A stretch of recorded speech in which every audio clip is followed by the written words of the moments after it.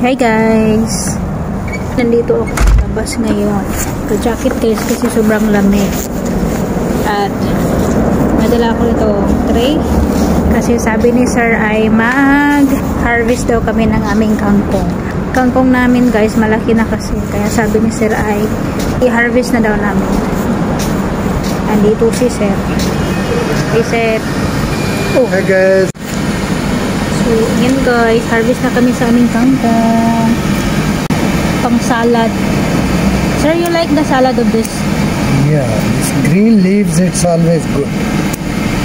And I encourage our viewers to eat more leaves instead of meat, instead of sugar, salt. Sir, you know somebody is saying that our dish too much oil and this is not good for us. Yes, whoever is telling this, that is right. And they told that your employer, they are doctor, they are nurses, they are medical profession. Then they must know why cooking too much oil. This is only the bad habit. But who is telling, he or she is right. And I appreciate. Thank you viewers for telling us too much oil. We appreciate that. So yan guys, marami na kami na harvester. Meron pa dyan. So ito yung benefit guys kapag magtanim ka. Actually, madam is putting more oil. I am not putting with I cook sometimes. Madam become habit putting too much oil in the... Yeah, I think enough. So yan guys, tingnan nyo naman ang dami naman okay, yan. Thank you. This is our first harvest. Thank you. Ayan guys. Na-harvest na kami first harvest. Ayan, ang dami. At ipapakita ko rin sa inyo itong ang aming tanim dito. Where is flower? Wow, may flower pala kami guys. Are. Oh, hindi ko yan nakita. Wow, may bulaklak kami dito guys. Pero alam niyo naman na ito ay pang summer. Kaya ganyan yung mukha niya. Oh, wow. Nicer. Ayan na, naging kalbo na. Oh my God. Ah. Came on you? I don't know. Just na feel the... Maybe. It came here. Guys, may ibon. Yan o, tingnan nyo. Oh, ayan.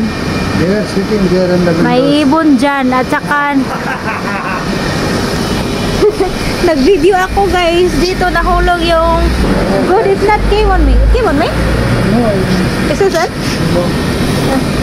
God, it not came on me guys. Oh my God. Yan, may ipon na. Yan yung mga halaman ni sir. Diba? Ang taba-taba guys. Walang fertilizer yan. Sobrang taba. May ibon pala doon guys. At yan, buti na lang hindi na ano sa akin. Kasi nangyari na dito yung si sir kasi palagi yan siya tumitingin sa mga halaman niya. At pumunta siya dito bago siya pumunta ng trabaho at yan, naanuhan siya ng ipot, ano ba yan, iti. Basta nagpalit na naman siya ng uniform.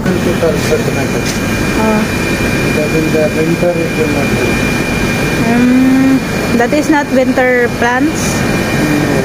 Even somebody told sir that this ampalaya or this bitter gourd is not for winter. This is for summer. Then yeah. I told that we cannot grow in summer because here is very hot. It can be in... Yan guys, hindi kami makatanim dito kapag summer kasi sobrang init talaga. Kaya ngayon kami nagtanim ng ampalaya. At sabi nung isang viewers natin guys, isang viewer natin na hindi daw pang winter ang ampalaya. Kaya hindi daw maganda yung tubo. Tapos na kami nag-harvest. Ayan, tingnan nyo naman. Thank you, sir. Kami lang dito ngayon. Nangalaga ako at si sir kasi duty si madam. Maraming ibon dito guys. As in, talaga. Maraming ibon. Kaya kapag mag-lakad-lakad ka, may marami kang makukuhang ipot. Nakakatawa. Blessing man daw yan guys. Pala ko naman may ipot talaga yung jacket ko. Bago pa naman tong jacket ko. Bigay ni sir. pang advance gift sa amin ng alaga ko, pero sa alaga ko hindi kasya, kaya naging akin. Ayan guys, thank you for watching. Bye bye. At ito na ang aming salad guys. Tingnan niyo naman, 'di ba? Ang sarap. Kapag may itatanim, mayaanihin talaga guys, no? Oh, sobrang saya ng amo kong lalaki. Sabi niya ay matamis daw to. Sabi niya mas masarap daw kapag galing sa ating garden.